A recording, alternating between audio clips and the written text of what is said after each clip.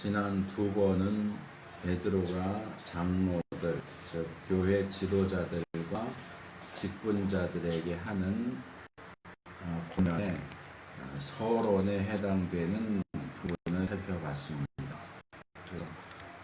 1절에서 두 번 말씀을 나눴고, 오늘부터는 본론에 해당되는 이 권면의 내용을 살펴보려고 합니다.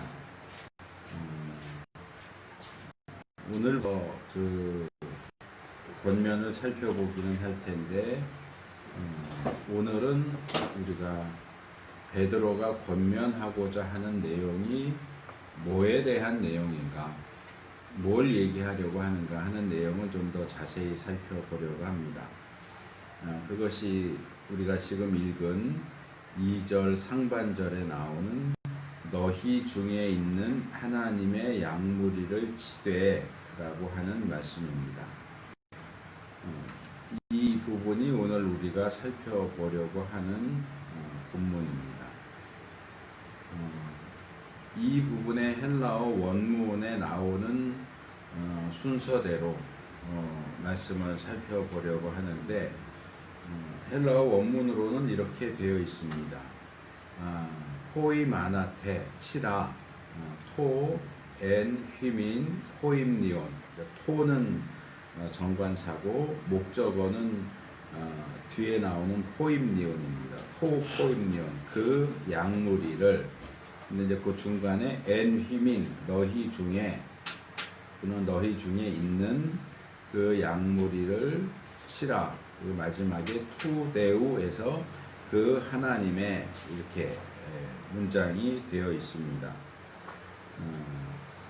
그래서 이 헬라어 원문에는 일단 치라, 양을 친다에 해당되는 동사가 가장 먼저 나오고 있는데, 제가 몇 번 지적한 것처럼 동사가 나오는 문장에서는 동사가 이렇게 제일 먼저 나오는 것이 가장 기본적인 어순입니다.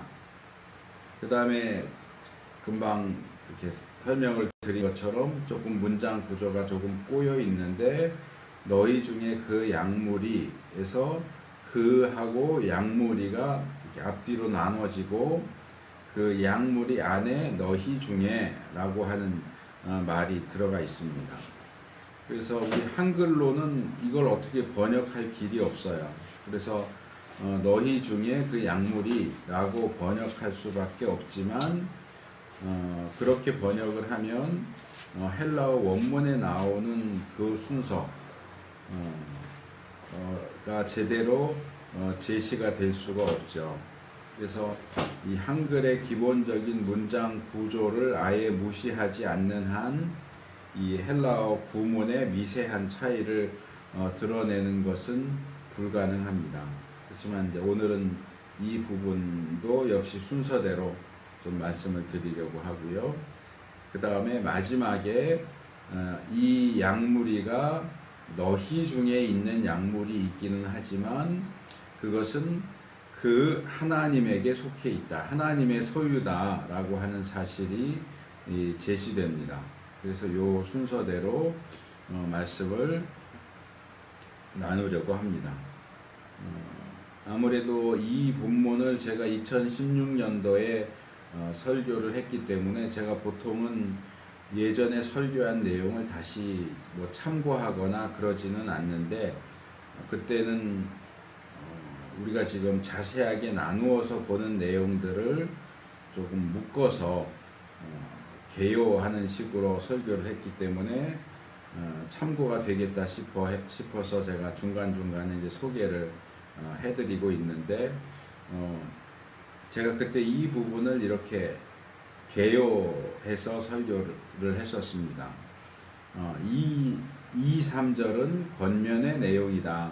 그것은 교회의 지도자들을 장로들로서 어떻게 자신에게 주어진 직분을 잘 감당할 수 있는지와 관련된다. 그리고 여기서 가장 기본적인 내용은 너희 중에 있는 하나님의 양무리를 치되 라는 내용이다. 이것이 장로에게 맡겨진 기본적인 사명이다. 이렇게 말했습니다. 그래서 오늘 베드로의 권면의 가장 기본적인 내용을 살펴보려고 합니다. 2절 중반절부터 3절까지 내용이 어떻게 칠 것이냐, 이게 아니고 저것 해서 부정적인 내용과 긍정적인 내용 두 개가 서로 짝을 이루어서 하나의 항목이 되고 그런 형식으로 되어 있는 내용이 2절 중반절부터 하반절에 2개, 3절에 1개, 그래서 총 3개의 내용이 장로들이 양을 칠 때 어떻게 쳐야 하느냐, 어떻게의 문제를 다루고 있다면 오늘 살펴볼 이 2절 상반절 말씀은 무엇을 하라고 하는 얘기냐, 무엇을 어떻게, 이렇게 내용이 진행되고 있다고 말할 수 있습니다. 그래서 우리가 제대로 된 방향을 잡기 위해서는 그것을 어떻게 할 것인가, 어떻게를 살피기 전에 무엇을 할 것인가, 무엇을 해야 되는가 하는 것부터 확실하게 파악하는 것이 필요합니다. 이 어떻게에만 집중하고 무엇을 놓치면 본질적인 부분에 있어서부터 그 서 있는 위치 또는 자리가 잘못되기 때문에 어떻게를 아무리 잘해도 그가 하는 일들, 또 그 공동체가 하는 일들은 근원부터 잘못된 것이 될 수밖에 없다 하는 사실을 기억을 하는 것이 필요합니다. 제가 중간중간에도 그 부분을 좀 말씀을 드릴 겁니다. 그래서 우리가 첫 번째로 살펴볼 것은 이 포이마니오, 치라 또는 치되 이렇게 되어 있는 동사 단어입니다. 자, 이 동사가 우리가 무엇을 해야 하는지, 베드로가 장로들에게 무엇을 하라고 말하는지 한 내용을 제시해 줍니다. 과연 장로들, 교회의 지도자들, 또 교회의 직분자들은 무엇을 하는 사람들이냐, 또는 무엇을 해야 하는 사람들이어야 하느냐 하는 문제죠. 이게 가장 근원적이고 본질적이고 그러면서도 가장 중요한 문제라고 말할 수 있습니다. 왜냐하면 이것을 모르면 엉뚱한 짓을 하게 될 수밖에 없습니다. 목사가 뭘 하는 사람입니까? 국회의원이 뭘 하는 사람입니까? 우리가 쉽게 발견하게 되는 것처럼 목사가 뭘 하는 사람인지, 국회의원이 뭘 하는 사람인지에 대한 내용이 무엇을이 제대로 정리가 되어 있지 않다 보니까 목사로서, 국회의원으로서 마땅히 해야 할 일들을 제쳐놓고 엉뚱한, 해서는 안 되는, 도저히 그런 직분을 가지고 있다면 할 수 없는 그런 말도 안 되는 짓거리들을 하고 있는 모습을 우리가 너무도 쉽게 발견하게 됩니다. 오늘날 우리 주변에서 그렇게 자기가 뭘 해야 하는 사람인지를 망각하고 또는 몰각하고 엉뚱한 데 가서 엉뚱한 짓 하는 이들을 너무 쉽게 소위 하는 말로 천지빛깔이로 볼 수 있게 되는 이유가 바로 그겁니다. 자기가 뭘 해야 되는 사람인지에 대한 이해가 없는 거예요. 그러니까 하지 말아야 할 일을 하기도 하고 다른 사람이 하는 일을 뺏어서 자기가 하려고 하기도 하고 그러는 거죠. 그걸 쉽게 말하면 기본이 안 돼 있는 거예요. 뭘 해야 하는지 본질적인 부분들을, 본질을 무시하고 어떻게 해야 하느냐 방법론만 가지고 치중하니까 결국 그 방법론에 매몰돼 버리는 거예요. 이렇게 자기 본연의 임무를 저버리고 헛짓거리, 엉뚱한 짓을 하는 이들, 특별히 지도자라고 하는 이들은 마지막 때에 하나님의 엄중한 심판을 받게 될 것입니다. 자, 이번에는 이 단어가 무슨 뜻인가 하는 것을 살펴보겠습니다. 이 치다라고 하는 것은 기본적으로 목자가 해야 하는 행동을 보여줍니다. 목자가 뭘 하는 사람이냐? 그리고 이게 점점 발전돼서 목자만이 아니라 지도자가 또는 왕이 또는 교회의 감독이 뭘 해야 하느냐 하는 것을 가리키는 단어로 이해됩니다. 그래서 이 단어의 기본적인 의미는 목자로서 돌본다 또는 양을 친다, 먹인다, 지킨다 그런 뜻입니다. 더 은유적으로는 지배한다, 통치한다 그런 뜻도 가지게 됩니다. 제가 2016년도에 이 부분을 이렇게 설명을 했습니다. 여기서 친다고 번역된 단어는 포괄적으로는 양을 돌보다 치다 라는 뜻이고 보다 구체적으로는 먹이다, 지키다 라는 뜻이다. 여기서 우리는 교회 지도자의 주요한 역할 두 가지를 생각할 수 있다. 첫째는 먹이는 것이다. 즉 양분의 공급을 통해서 하나님의 양무리가 자라도록 해야 한다는 것이다. 물론 여기서 말하는 먹여야 할 꼴의 가장 중요한 것은 하나님의 말씀이다. 다른 불량식품을 먹이지 말고 양질의 하나님의 말씀을 먹이고자 노력해야 한다. 둘째는 양들을 해치려는 외부 또는 내부 세력으로부터 양들을 지키고 보호해야 한다. 진리 수호, 이단 배격 또는 치리 같은 것들이 이에 해당할 것이다. 여기서 오늘날의 성장 지향적인 목회관과 성경이 말하는 목회관이 얼마나 다른지 깊이 생각해 볼 필요가 있을 것이다. 그랬습니다. 고대 세계에서 보통 왕이 목자와 비교가 됩니다. 백성은 양과 비교가 되고요. 그래서 구약학을 하다 보면 목자왕이라고 하는 용어가 나옵니다. 셰퍼드 킹이라고 하는 말이죠. 꼭 왕이 목자 출신이다 그런 얘기보다는 목자 같은 양 그렇게 풀어서 설명할 수 있겠죠. 이 목자 같은 양의 모습을 가장 잘 보여주는 사람은 목자 출신의 다윗 왕입니다. 그래서 이 다윗 왕을 목자 왕으로 소개하는 대표적인 구절이 시편 78편 70절에서 72절입니다. 제가 읽어드리면 또 그 종 다윗을 택하시되 양의 우리에서 취하시며 젖 양을 지키는 중에서 저희를 이끄사 그 백성인 야곱 그 기업인 이스라엘을 기르게 하셨더니 이에 저가 그 마음의 성실함으로 기르고 그 손의 공교함으로 지도하였도다 이렇게 얘기합니다.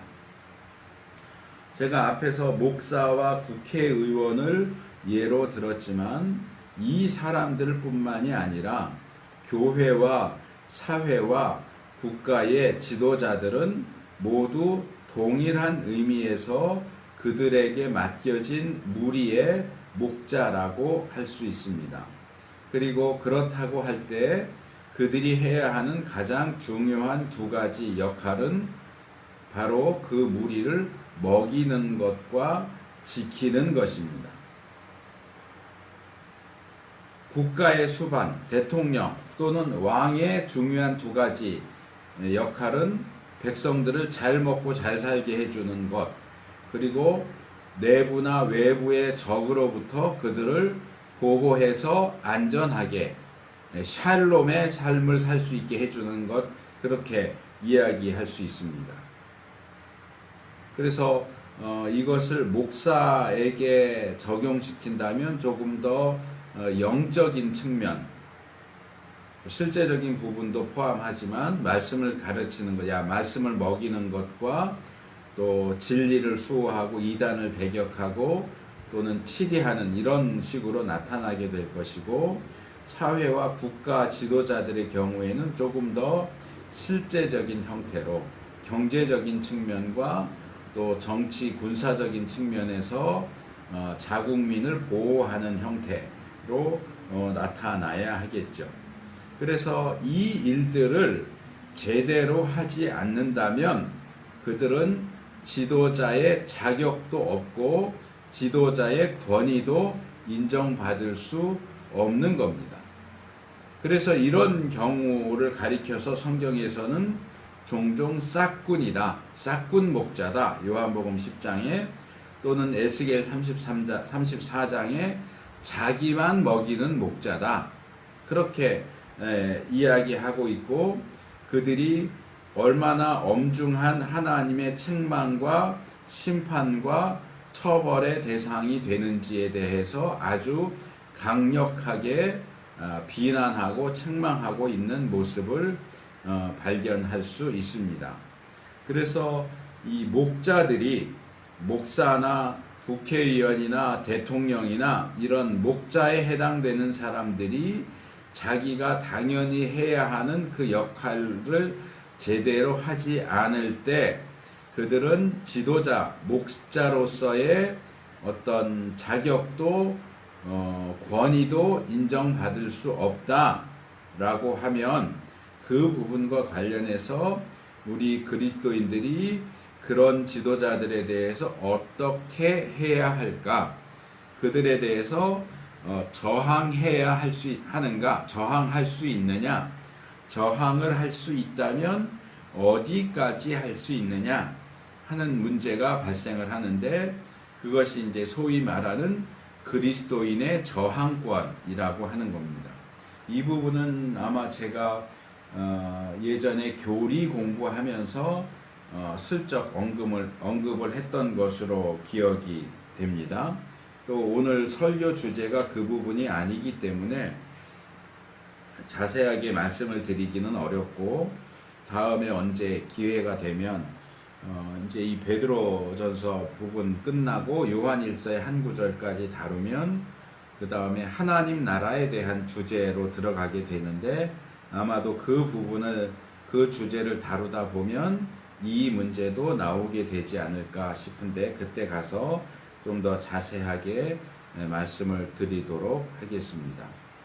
자, 첫 번째로 우리가 양을 친다 하는 부분을 살펴봤고요.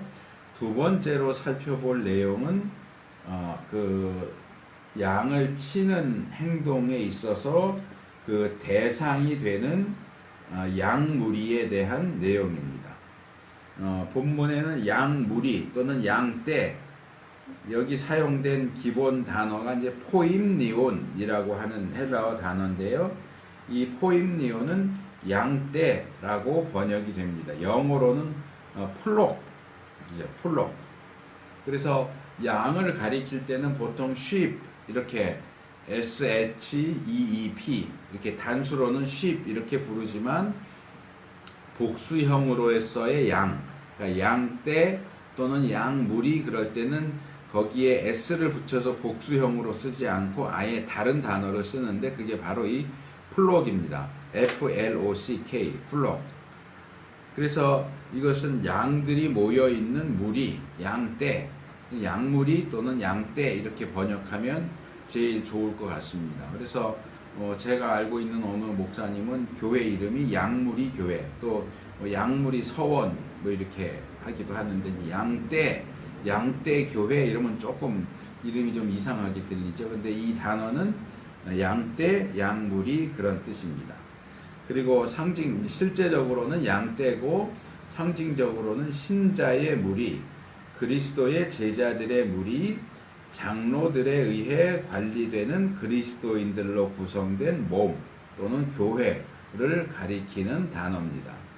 이 장로들의 사역의 대상이 양떼다라는 사실이 이 두 번째 부분에서 제시되고 있습니다. 목자는 양떼를 치고 목사와 장로는 신자의 무리를 칩니다. 그런 의미에서 목회는 목양이라고도 부르고, 담임 목사의 사무실을 목양실이라고 부르기도 하는 겁니다. 우리는 여기서 무엇보다도 베드로가 신자들을 양떼 또는 양무리라고 부르고 있다는 사실에 주목할 필요가 있습니다. 이것은 베드로만 유일하게 사용하는 그의 독특한 표현인 것이 아니라 성경 구약과 신약 전반이 하나님의 백성들에 대해서 사용하고 있는 일반적인 표현 방식입니다. 그렇기 때문에 먼저 우리는 성경이 왜 우리를 양이라고 부르고 있느냐, 성경이 우리를 양이라고 부르고 있다는 사실에 근거해서 우리가 양이구나 하는 인식을 가질 필요가 있습니다. 그리고 그 부분과 관련해서는 그렇다면 성경이 얘기하는, 그게 뭐 공상적인 얘기는 아니고요, 성경이 얘기하는 양이라는 동물은 과연 어떤 동물인가, 양이 어떤 동물이기에 인간을 양에게 비교해서 이야기하는가, 이제 은유적으로 얘기한 거죠. 인간은 양 같다, 우리는 다 양 같아서, 이사야에서 이런 같아서 직유법도 나오지만 은유법도 나오죠. 너희는 양이다. 과연 어떤 측면에서 인간이 양과 비슷하길래 성경이 우리 인간을 양이라고 부르느냐 하는 것을 생각해 봐야 한다는 거죠. 제가 수년 전에 시편 23편 말씀을 자세하게 나눠서 연속으로 설교하면서 양이 어떤 동물인가에 대해서 말씀을 드렸던 적이 있습니다. 기억을 하실지 모르겠는데 그 부분을 조금 다시 정리해서 소개를 하도록 하겠습니다. 사람들이 양을 키우면서 얻을 수 있는 것들은 꽤 많이 있습니다. 기본적으로 양의 털, 또 이제 양이 살아있을 때 양의 털, 또 양젖 이런 것도 얻을 수 있고, 양을 죽일 경우에는 양 가죽, 양피지라고 그러죠. 양의 가죽으로 종이 내용해서 쓸 수 있기도 하고, 양 고기를 먹을 수도 있고, 뭐 그런 쪽으로 해서 양으로부터 얻을 수 있는 것이 많기 때문에 뭐 꽤 유용한 동물이다라고 말할 수는 있습니다. 하지만 목양, 그러니까 양을 친다라고 하는 측면에서 생각을 해보면 이 양이라는 동물은 정말로 손이 많이 가는 짐승이다 하는 겁니다. 더 정확하게 말한다면 양은 손이 많이 간다라고만 표현하는 것은 부족합니다. 손이 많이 가는 것 그 이상의 정말 굉장히 까다롭다고 해야 될까, 어렵다고 해야 될까, 정확한 표현이 떠오르지 않는데 하여간 굉장히 키우기 힘든 동물입니다. 다르게 말하면 이 양이라는 동물은 자기를 돌봐주는 목자가 없다면 스스로 생존이 불가능한 철저히 목자 의존적인 동물입니다. 그러니까 인간을 생각하지 않는다면, 목자를 생각하지 않는다면 도대체 하나님이 어떻게 양이라는 이런 동물을 만드셨을까 의문이 들 정도로 목자는 스스로 살 수가 없어요. 우리가 그동안 뭐 여러 차례 부화기를 돌려서 이제 병아리를 부화시켰는데 병아리하고 비슷해요. 굉장히 많이 죽었죠. 조금 추워도 죽고, 뭐 쉽게 아프고, 이게 온도도 맞춰줘야 되고, 먹는 것도 신경 써야 되고, 약도 먹여줘야 되고, 이게 이렇게 좀 신경 써서 돌봐주지 않으면 웬만하면 다 죽어요. 그런 걸 보면 어미 닭이 달걀 품어서 부화시키고 그 병아리들을 잘 키우는 것도 참 대단한 일이다라고 생각이 들어요. 사람이 병아리 제대로 키우려면 손이 너무 많이 가죠. 그 병아리는 부화했다고 해서 그냥 자연 상태로 내놓으면 걔는 100% 죽어요. 돌봐주지 않으면 죽어요. 사람이 돌봐주거나 어미 닭이 돌봐주지 않으면 혼자 힘으로는 도저히 생존이 불가능합니다.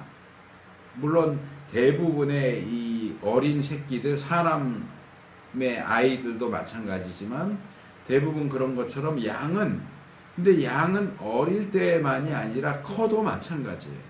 커도 양을 돌봐주는 목자가 신경 써서 이렇게 해주고 저렇게 해주고 하지를 않으면 양 스스로 생존이 불가능해요. 거의 100% 죽는다고 봐야 돼요. 풀을 뜯어 먹어도 이동하면서 뜯어 먹을 줄을 몰라요. 그리고 대충 이렇게 뜯어 먹어서 이 풀이 나중에 자라면 또 먹을 수 있도록 그렇게 하지 않아요. 양은 풀을 뜯어 먹을 때 그냥 놔두면 그 풀밭을 완전히 초토화시켜요. 뿌리째 다 뜯어 먹어요. 그리고 이동하면서 먹지도 않기 때문에 그 자리에 놔두면 그 주변을 완전히 황무지처럼 만들어서 먹어요. 그렇기 때문에 목자가 적당하게 풀 먹었다 싶으면 옮겨주고 이러지 않으면 먹는 것조차도 스스로 절제를 못하는 동물입니다. 물도 마찬가지예요. 목마르면 그냥 아무 물이나 먹어요. 그게 고여있는 물인지 썩은 물인지 분별하지 않고 물이라고 생각이 되면 뭐든지 먹습니다. 그래서 시편 23편에 있는 것처럼 푸른 초장에 누이시고 쉴만한 물가, 이 쉴만한 물가는 사실 번역을 그렇게 해놨지만 잔잔하게 흐르는 물가로 그런 말입니다. 물이 빨리 흘러도 못 먹어요. 찬찬히 흘러야 마실 수 있어요. 이 흐르는 물은 살아있는 물이죠. 생수죠. 근데 고여있는 물은 썩습니다. 그 물 먹으면 탈이 나서 죽어요. 근데 양은 그런 것들을 분별할 줄 몰라요. 그냥 눈에 띄면 그 다 먹고 다 마시고 그럽니다. 또 자기를 방어할 수 있는 수단도 하나도 없어요. 물론 양뿔도 있지만 양은 기본적으로 호전적인 모습을 거의 가지고 있지 않기 때문에 염소하고는 완전히 달라요. 그래서 싸울 줄도 모르고 맹수가 공격해 오면 대항해서 싸울 줄도 모르고 뭉쳐서 대항할 줄도 몰라요. 양은 다 흩어져 버려요. 염소들은 맹수가 오면 자기들이 뭉쳐요. 엉덩이를 안쪽으로 하고 뿔로 이렇게 대항하면서 뭉쳐서 자기들을 방어하거나 보호할 수 있는 행동을 취할 줄을 아는데 양은 그걸 못해요. 그냥 다 흩어져 버려요. 그래서 양을 칠 때는 그 가운데 염소를 몇 마리 같이 집어넣어 줍니다. 그래서 염소들이 양을 통솔해서 그런 위급한 상황에 이렇게 모일 수 있도록 그렇게 한다고 그래요. 또 길을 가다가 넘어지기라도 하면 빨리 일으켜 세워줘야지 자기 힘으로는 일어나지 못합니다. 거북이처럼요. 거북이도 어느 정도는 힘쓰고 있어서 혼자 뒤집기도 하는 것 같은데 양은 혼자서 못 일어나요. 넘어집니다. 못 일어나면 못 일어나는 걸로 끝나냐? 아니에요. 이 양은 또 그렇게 넘어져 있으면 내장에서 가스가 발생해서 결국은 죽어버려요. 넘어져서 빨리 일으키지 않으면 죽어요. 그러니까 이른 양 한 마리를 찾으러 간다고 할 때는 단순히 양 한 마리의 개념만 있는 게 아니고 그 양을 목자가 빨리 찾아내서 일으켜주지 않으면 맹수에게 잡아먹히거나 넘어져서 스스로 죽어버리기 때문에 급하게 찾을 수밖에 없는 그런 상황들이 있는 거예요. 그러면서도 이렇게 너무 약한 존재이면서도 고집은 또 얼마나 센지 목자 말을 들으려고 그러질 않아요. 이끄는 대로 가지 않아요. 지가 하고 싶은 대로 가요. 그래서 목자의 필수품 가운데 지팡이와 막대기가 있잖아요. 지팡이는 좀 길쭉하게 우리가 뭐 그림 같은 데서 볼 수 있는 것처럼 끝에가 이렇게 둥글게 돼 있고 이렇게 길게 돼 있는 그 지팡이는 물론 목자가 짚고 다니는 목적도 있지만 또 하나의 목적은 그걸로 엉뚱한 데로 가는 양 목을 이렇게 걸어가지고 지팡이 끝을 반대로 들어서 목 걸어서 이렇게 끌어당기는 용도도 있어요. 양들은 집중을 잘 못하고 목자가 이끌면 이끄는 대로 그대로 따라가질 않아요. 그리고 이 지팡이로 끌어당기기 먼 데는 막대기, 몽둥이죠 사실은. 끝이 좀 뭉툭하고 지팡이의 한 뭐 절반 정도의 길이 되는 이걸 던지는 겁니다. 멀리 있어서 지팡이로 끌어오지 못하면 이 막대기를 몽둥이를 던져서 양이 가는 방향 앞에다 팍 떨어지게 해서 양이 깜짝 놀라서 더 이상 가지 못하게 하는 용도. 물론 그걸로 맹수와 싸울 때도 쓰지만, 그래서 이 양은 목자의 말을 잘 안 해요. 목자가 없으면 혼자 힘으로 살 수 없는 존재이지만, 그렇다고 해서 너무 고맙구나 해서 목자에게 절대로 순종하고 따르느냐? 그렇지 않아요. 고집도 엄청 세고 자기 멋대로 하려고 해요. 그래서 이런 양들의 특징을 살펴보면 성경이 왜 우리 인간을, 더군다나 하나님의 백성인 이스라엘과 교회를 양에 비교하고 있느냐 하는 것이 확실하게 드러나죠.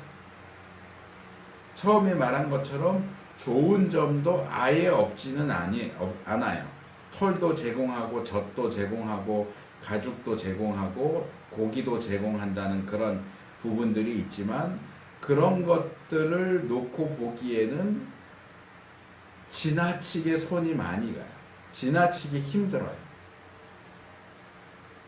그렇게 놓고 보면 딱 잘라서 말하면 좋은 점은 별로 없고 정말 골치 아픈 존재다. 말은 죽어라 안 듣고 자기 멋대로만 하면서, 그러면서도 정작 자기 혼자서는 아무것도 할 수 없는 철저히 무기력한 존재. 칼빈주의 5대 교리에서 말하는 전적 부패, 전적 무능력이 딱 여기에 해당되는 모습이에요. 그래서 어쩌면 양 그러면 뭐 예쁘고 뭐 순하고 깨끗하고 뭐 이렇게 생각할지 모르겠지만 전혀 그렇지 않아요. 성경이 우리를 양으로 비교해서 얘기하는 것은 별로 긍정적인 의미라고 보이지 않습니다. 그래서 우리가 양이라는 것, 양이 어떤 동물인가 하는 것 말씀을 드렸고, 이제 이런 양들의 집합체로서 양떼를 이야기하면서 베드로가 이 양떼에다가 정관사를 붙여서 그 양떼, 물론 우리 한글 성경에는 그 정관사가 번역이 안 돼 있어요. 네, 헬라 원문에는 그 양떼라고 말합니다. 그러니까 그 양떼는 어디 가서도 볼 수 있는 양떼가 아니고 제한적인, 한정적인 의미를 가지고 있는 거죠.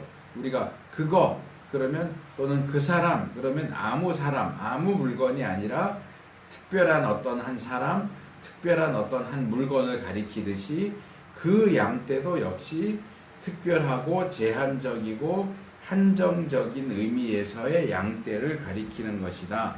그렇게 봐야 합니다.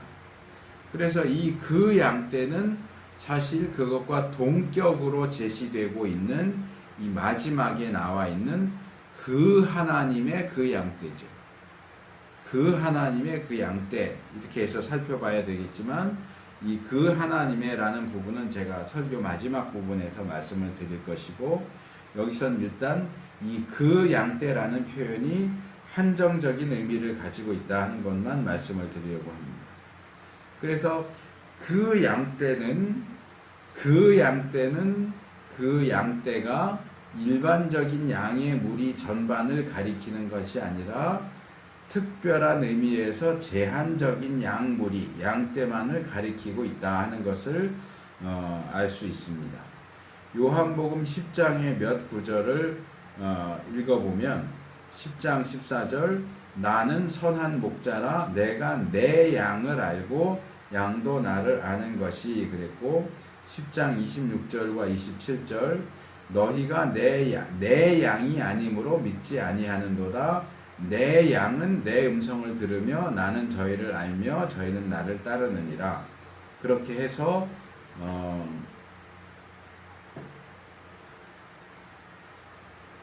뭐라 그럴까, 예수님에게 속해 있는 특별한 양, 그 양, 내 양에 대해서 말하고 있는 것을 볼 수 있습니다. 이 양들, 그 양들은 예수님의 양이에요. 예수님의 양이기 때문에 자기들의 목자인 예수님을 알고 예수님을 믿고 예수님의 음성을 듣고 예수님을 따릅니다. 여기에 속하지 않는 예수님의 양이 아닌 다른 양 무리는 그 양들과는 반대로 예수님을 알지도 믿지도 않고 예수님의 음성을 듣지도 않고 예수님을 따르지도 않는다. 그래서 우리가 너무나 자연스럽게 그리고 당연하게 생각하는 문제일 수 있지만 이 부분을 우리가 좀 다시 분명하게 짚고 넘어갈 필요가 있겠다 생각이 듭니다. 그들 스스로가 자신을 어떻게 생각하고 자신에 대해서 어떻게 주장하느냐 하는 것과 상관없이 무관하게 그들이 예수님에게 속한 그 양이냐 아니냐 하는 것을 구별하는 분명한 기준이 여기 나온다는 겁니다. 자, 그 사람 또는 그 사람들은 과연 예수님을 제대로 압니까? 예수님을 제대로 믿습니까? 예수님의 음성을 제대로 듣습니까? 예수님의 발자취를 따르고 있습니까? 그렇다면 그들은 예수님의 그 양 또는 예수님의 그 양떼라고 할 수 있겠죠. 그러나 그걸 하지 않는다면 교회의 이름을 붙이고 있고 목사의 이름을 붙이고 있고 그리스도인이라는 이름을 가지고 있지만 그들은 예수님의 그 양 또는 예수님의 그 양떼라고 말할 수 없습니다. 저는 최근 들어서 한국 교회와 목회자들과 신자들이 어째서 교회와 교인들을 우파나 좌파로 이끌고 가고 있는지 참 염려스럽다라는 생각을 하게 됩니다. 그 양떼는 예수님의 양떼고 하나님의 양떼입니다. 그렇다면 그 양떼를 하나님의 뜻을 따르는 하나님의 백성으로 만들고자 해야 되지, 그들을 우파로 좌파로 만들고자 하는 것은 올바른 방식이 아니라는 겁니다. 우리가 듣고 따라야 하는 음성은 우파의 소리도 아니고 좌파의 소리도 아니고 예수님의 음성입니다. 우파는 항상 옳고 좌파는 항상 그럴까요? 저는 우파도 싫고 좌파도 싫어요. 그래서 보통 말할 때 저는 중도 그렇게 얘기를 하는데, 우파에도 얼마든지 못된 놈들이 많이 있고 좌파에도 정신 똑바로 박힌 사람이 있어요. 어떻게 예수 믿는 사람이 좌파가 될 수 있느냐라고 말하지만 좌파도 그냥 다 좌파인 게 아니거든요. 우파도 다 그냥 우파인 게 아니고 극우가 있고 온건한 우파도 있고 극좌가 있는가 하면 온건한 좌파도 있어요. 공산주의는 극좌라고 말할 수 있겠지만 사회주의는 온건한 좌파라고 말할 수도 있어요. 뭐 사회주의나 공산주의나 그게 그거 아니냐라고 말할지도 모르지만 분명하게 사상적으로 다르단 말이에요. 물론 저는 우파도 지지하지 않고 좌파도 지지하지 않습니다. 우리가 지지하고 음성을 듣고 따라야 하는 대상은 우파도 아니고 좌파도 아니고 예수님이에요.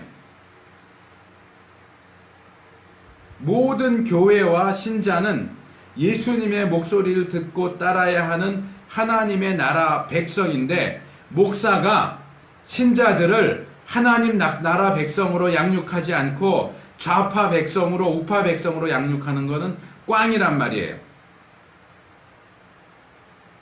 예수님이 자기 양에 대해 하신 말씀 기억해야 됩니다.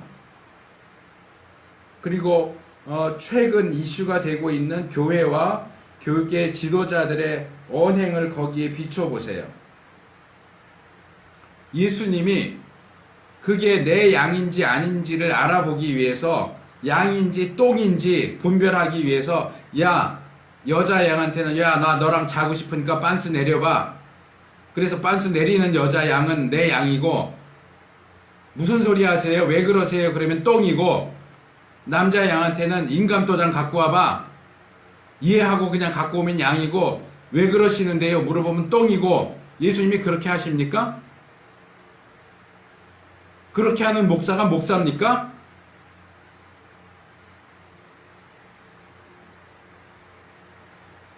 그런 미친놈을 지지하는 사람들도 제가 볼 땐 미친 거예요. 예수님이 그러냐고요. 어떻게 예수님의 행위와 정신과는 정반대되는 말을 하는 사람을 우파라고 해서 지지할 수 있느냐고요. 도저히 이해가 되질 않아요. 예수님의 말씀, 성경의 기준은 어디에다 다 팔아먹고 우파의 기준을 가지고 와서 우파니까 내 마음에 드는 소리 하니까 지지한다. 그따위 소리를 하냔 말이에요. 우익 좌익 논리에 매몰돼서 좌우조차 분별하지 못하고 흰색인지 검은색인지 된장인지 똥인지 구분하지 못하고 그냥 내 귀에 좋으면 좋다 그러고 따라가게 됐냔 말이에요. 교회와 교인들이. 한국의 교회와 한국의 그리스도인들이 언제부터 하나님 나라가 아니라 좌익과 우익을 추구하게 된 겁니까?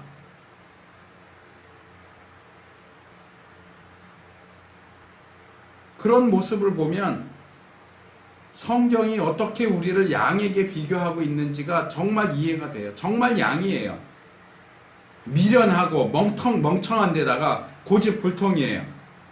자기가 하고 싶은 것만 하겠다 그러고 자기가 듣고 싶은 것만 듣겠다 그러고 거기가 죽음의 자리인지 어딘지 분별도 못하고 마음대로 가버리고 옳은 소리 하면 싫다 그러고 정말 양이죠. 예수님의 방식, 성경의 기준을 붙잡아야 될 거 아니에요. 저는 오늘날 한국 교회와 신자들에게 특별히 이 순교하신 주기철 목사님의 이 설교의 한 대목을 소개하고 싶습니다. 책 제목은 조금 그런데 제가 대학교 때 교수님이 추천하셔서 헌책방에서 찾아서 사서 읽은 책인데, 진달래꽃 필 때 가버린 사람, 무슨 가요 제목 같은데 책 이름이에요. 진달래꽃 필 때 가버린 사람. 박종구 목사님인가 정확히 기억이 안 나는데 그분이 쓴 주기철 목사님 뭐라 그러죠? 위인전이라고 해야 되나? 주기철 목사님에 대한 내용을 다루고 있는 책입니다. 거기 보면 이런 대목이 나와요. 그분이 한 번은 주일 낮에 예배하는 가운데 이런 말씀을 하셨습니다. 독립운동 한다고 교회 나오지 마라.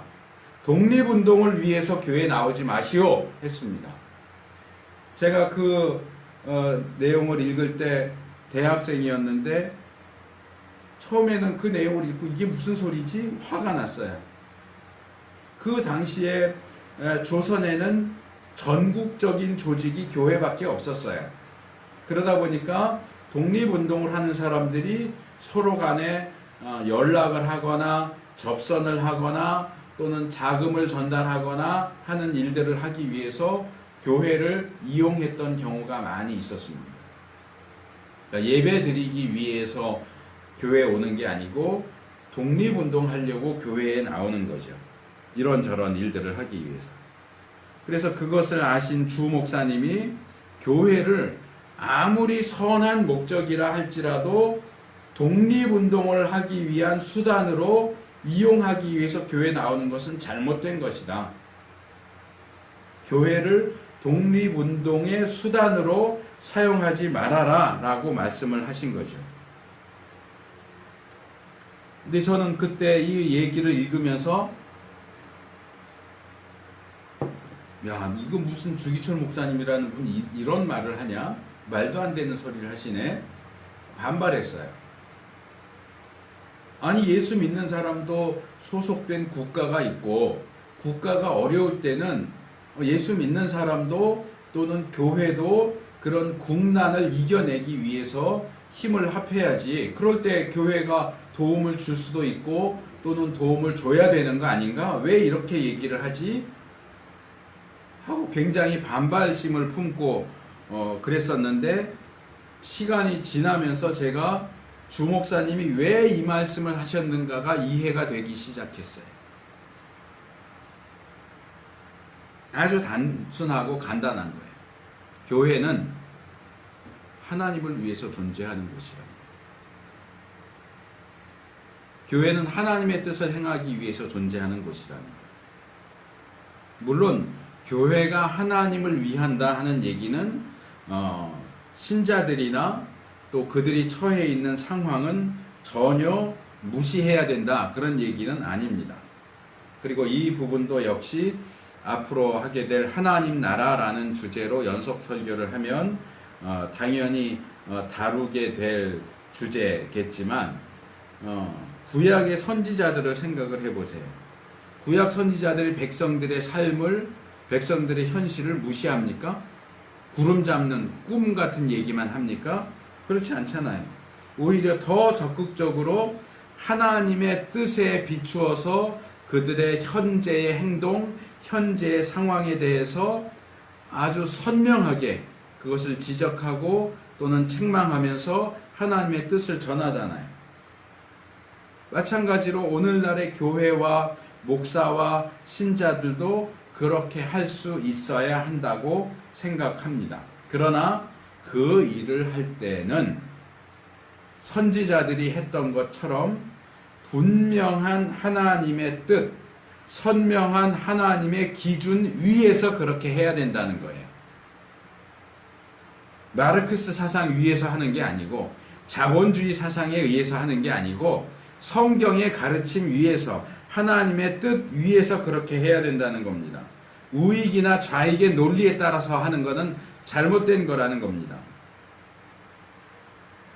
성경은 하나님의 성전이 그런 좌익과 우익의 논리 속에서 사람들이 옳다고 또는 잘못됐다고 생각하는 일들과 주장과 행동들을 시행하기 위한 도구로 사용되는 것을 허용하지 않습니다. 성전이 그런 사람들의 도구로 사용될 때 하나님께서는 그렇게 악용되는 성전을 가리켜서 강도의 구렬이라고 말씀하십니다. 그리고 그런 성전은 돌 하나도 돌 위에 남지 않도록 다 무너뜨려 버리겠다고 말씀하십니다. 실제로 그렇게 성전이 무너졌습니다. 지금까지도 무너져 있습니다. 왜 거기서 교훈을 받지 못하죠?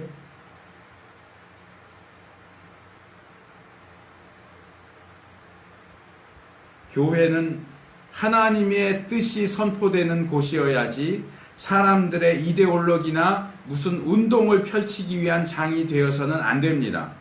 교회를 그런 용도로 쓸 수 있다고 또는 교회를 그런 용도로 쓰겠다고 하는 생각은 꿈도 꾸지 마십시오.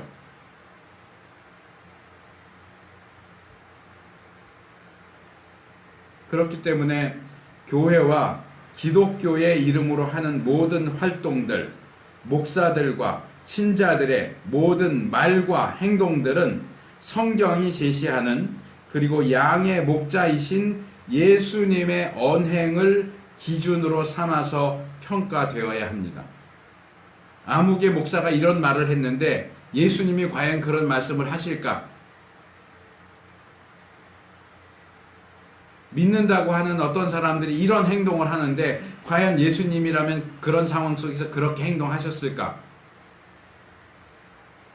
그렇지 않다면 그건 다 가짜입니다. 제가 정말 싫어하는 사람의 표현이지만 갖다가 쓴다면 정말 똥입니다.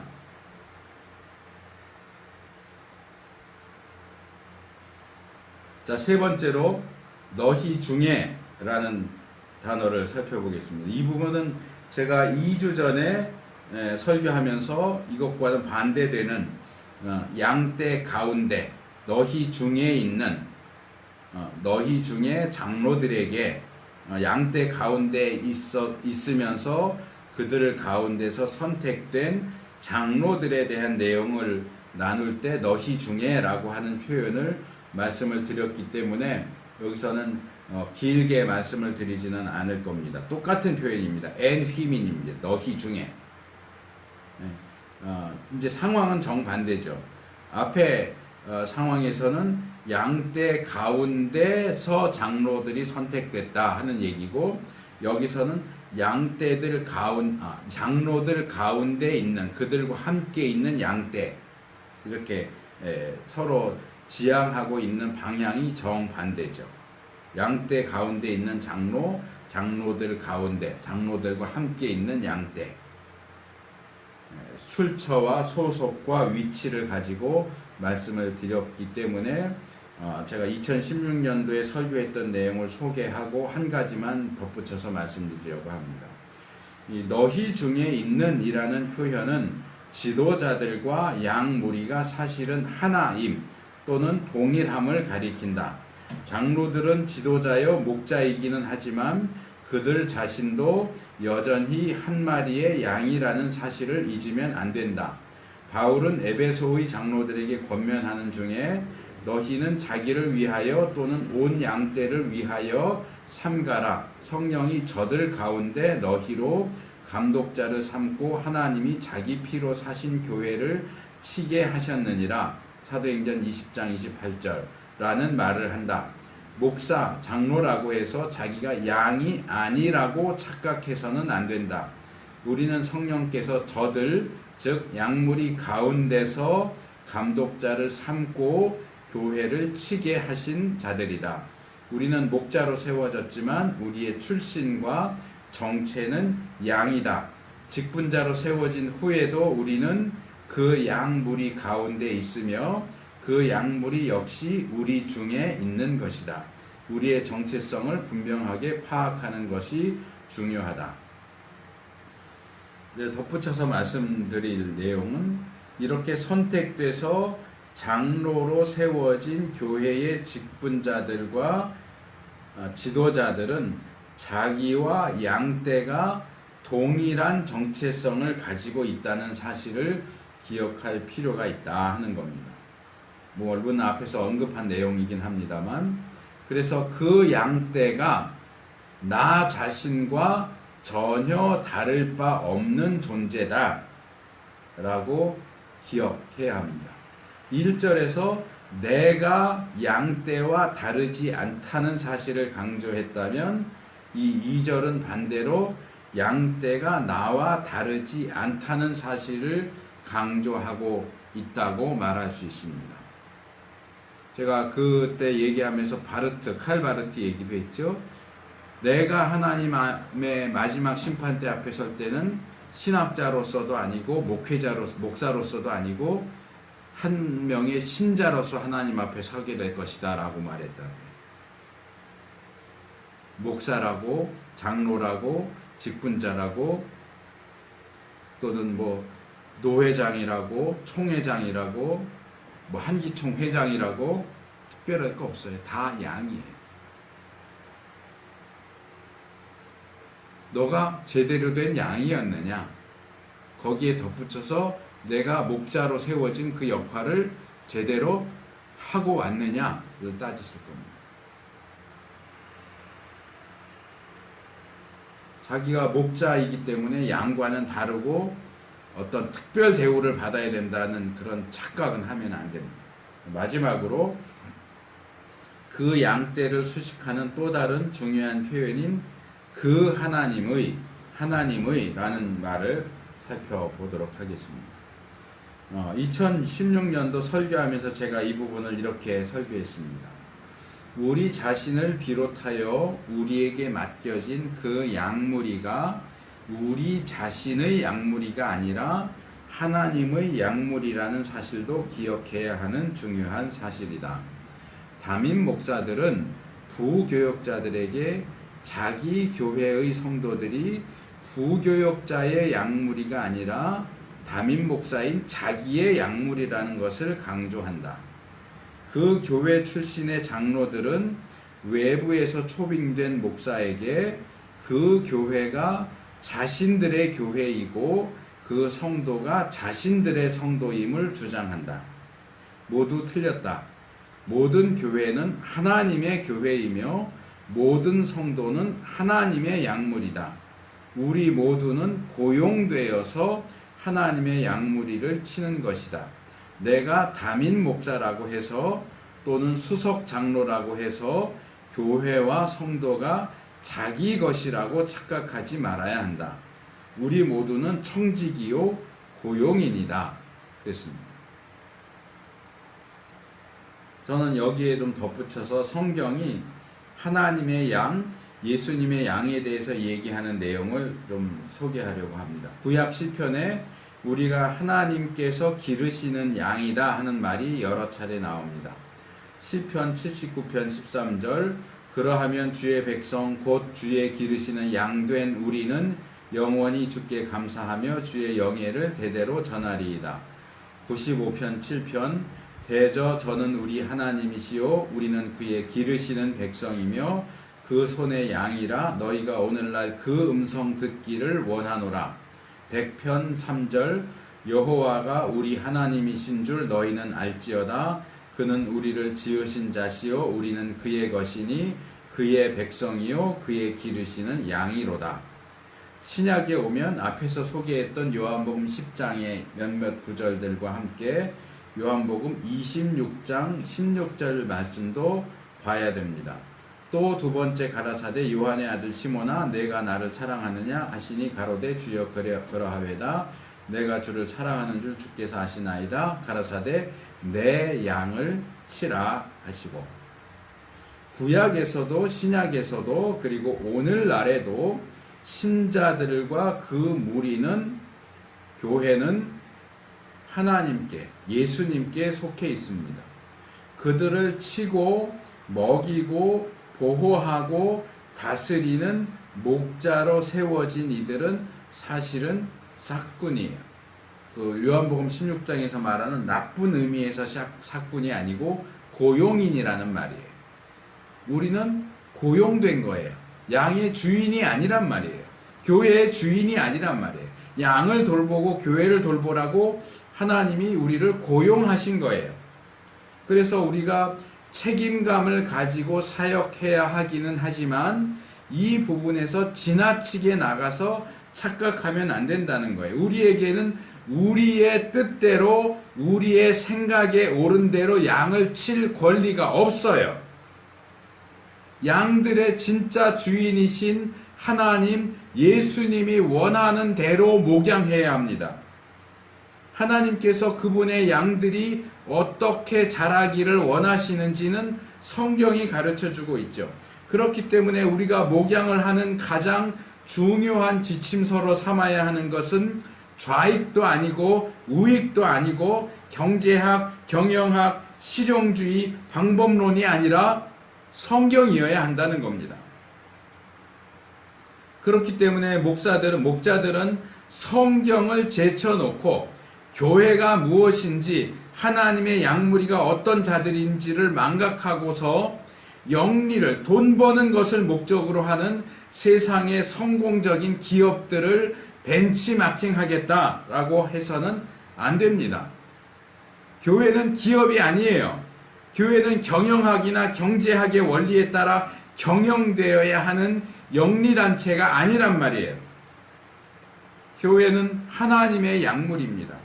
하나님의 양무리를 목양하는데 가장 중요하게 고려되어야 하는 것은 하나님의 뜻입니다. 목사의 뜻도 아니고 사람의 뜻도 아니고 사람의 사상, 이데올로기, 좌익, 우익, 막시즘, 자본주의 아닙니다.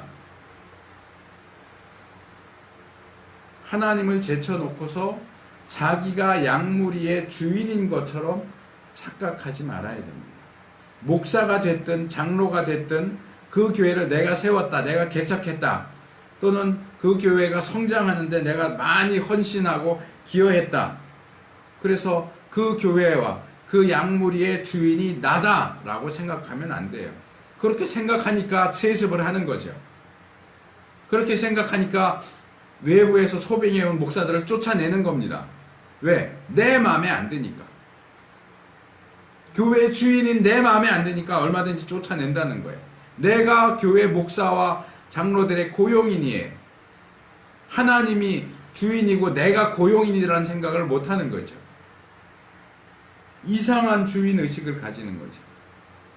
이 부분에서 우리가 하나님의 것을 도적질하는 자가 되어서는 안 된다 하는 거예요.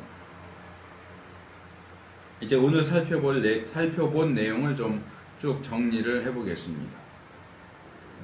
항목으로 나누면 제가 오늘 설교를 서론적인 부분과 그 다음에 각 항목 4가지를 말씀을 드렸는데 좀 세세하게 정리를 하다 보니까 한 10개 정도가 나왔어요. 요약이죠. 첫째, 오늘 본문이 우리에게 얘기해 주는 것은 목양에 대한 내용입니다. 둘째, 양을 치라는 것은 목자로서 양을 치되 먹이고 지키라는 뜻입니다. 셋째, 그 양무리는 문자적으로는 양떼, 상징적으로는 신자의 무리 또는 교회를 가리킵니다. 넷째, 성경이 제시하는 양의 모습은 너무나 고집스러우면서도 전적으로 무능력한 우리의 모습을 지적하는 겁니다. 다섯째, 그 양떼라는 표현은 한정적인 의미를 가지는데 예수님과 예수님의 관계를 가리키는 것으로 생각할 수 있습니다. 그리고 그것은 오늘날의 목양을 생각하는 기준이 됩니다. 너희 중에 라는 표현은 1절에도 나왔는데 1절이 장로가 자신이 양떼와 다르지 않다는 사실을 강조한다면 2절은 반대로 양떼가 장로와 다르지 않다는 사실을 강조합니다. 7번째, 하나님의 라는 표현은 그 양떼가 장로들이나 목사들의 소유가 아니고 하나님의 소유라는 사실을 강조합니다. 교회의 지도자들은 사실상 고용인에 불과하다는 사실을 명심할 필요가 있습니다.